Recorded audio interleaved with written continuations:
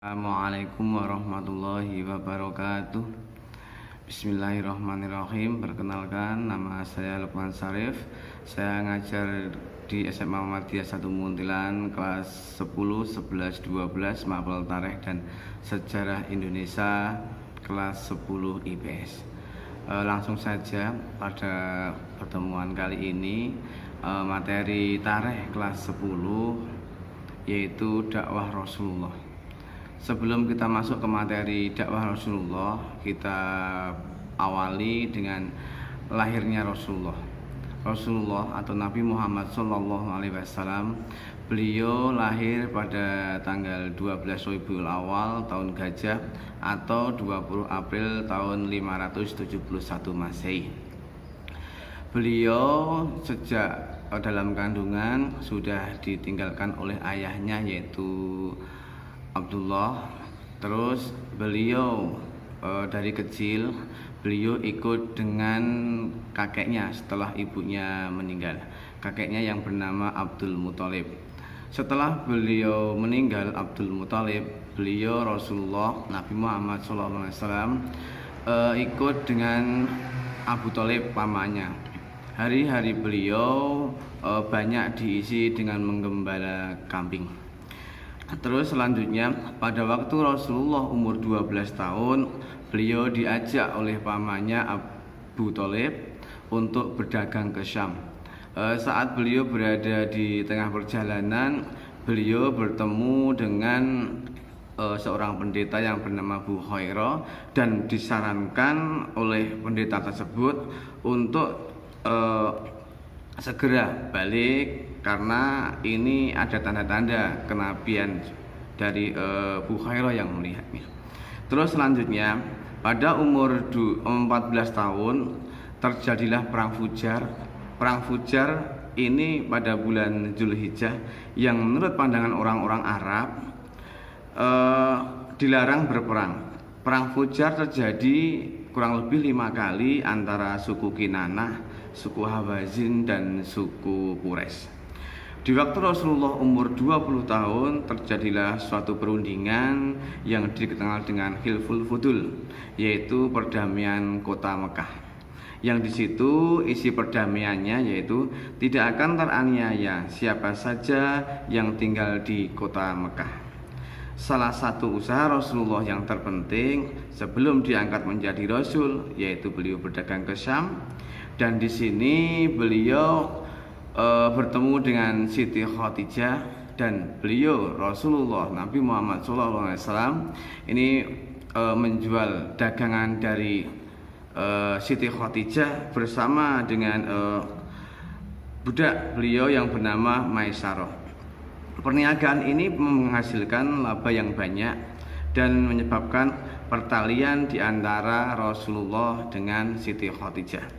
Pada saat beliau umur 25 tahun, Rasulullah menikahi Siti Khadijah yang saat itu berumur 40 tahun kurang lebih. Dalam pernikahan Rasulullah ini mengandung unsur politik. Rasulullah menikahi pertama kali yaitu Siti Khadijah, dan ada beberapa pernikahan-pernikahan setelah dengan Siti Khadijah.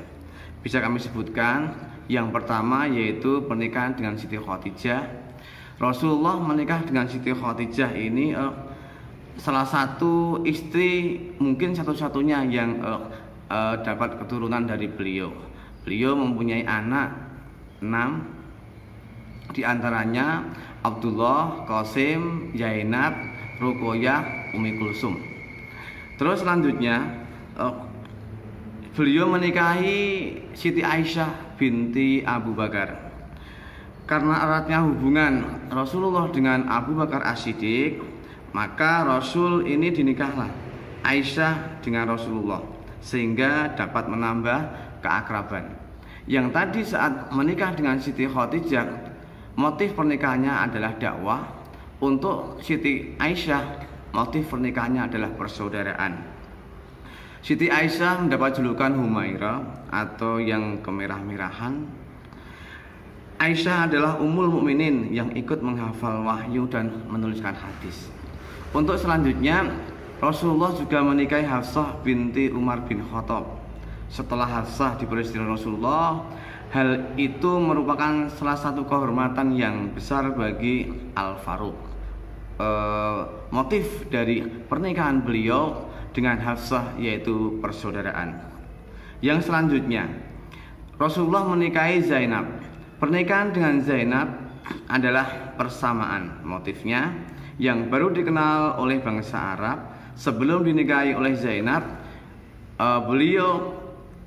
sebelum dinikahkan oleh Rasulullah, Zainab ini dinikahkan kepada anak angkatnya yaitu Zaid bin Haris, anak angkat Rasulullah yang seorang pemuda biasa bekas budak, sementara Zainab adalah seorang bangsawan keturunan darah biru kalau sekarang. Pernikahan dengan Zainab, Zaid tidaklah bahagia sehingga mereka bercerai. Untuk mengobati kekecewaan dari Zainab, maka Rasulullah menikahi Zainab tersebut. Terus selanjutnya yang kita bahas di sini yaitu Juwariyah. Juwariyah adalah putri Al-Haris Ibnu Abi Dinar, pemimpin dari Bani Mustalik yang pernah melawan umat Islam. Dalam perang itu Al-Haris terbunuh, akhirnya Juwariyah ditawan. Rasulullah dapat mengakhiri peristiwa itu dengan bijaksana. Juwariyah diperistri dan jadilah persahabatan. Itulah bentuk pernikahan Rasulullah yang punya sebab dan hikmah yang tinggi. Juwariyah dinikahi Rasulullah, motifnya adalah perdamaian. Untuk selanjutnya, strategi apa yang Rasulullah lakukan saat berdakwah untuk menyebarkan agama Islam? Nabi Muhammad adalah nabi terakhir atau akhirul zaman. Beliau dakwah di kota Mekah. Ya, ini ada dua periode. Ya, ada dua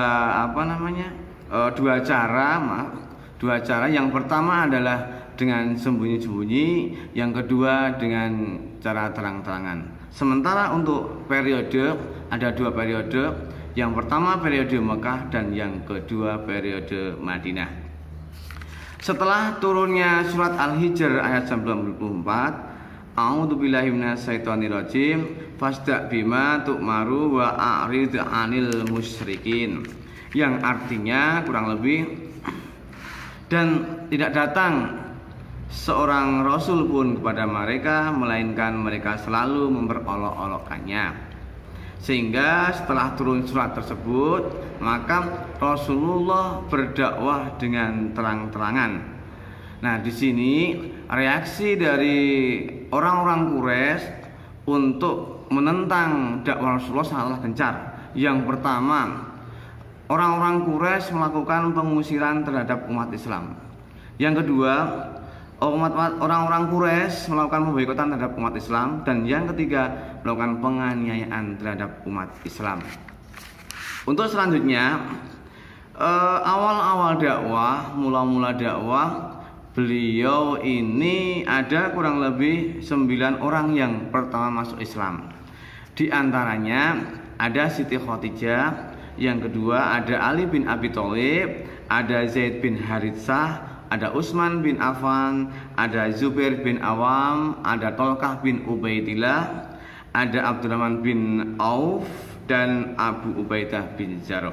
Kesembilan orang tersebut dikenal dengan nama As-Sabiqunal Awwalun. Mungkin ini dulu penyampaian dari kami. Kurang lebihnya mohon maaf. Kami akhiri. Wassalamualaikum warahmatullahi wabarakatuh.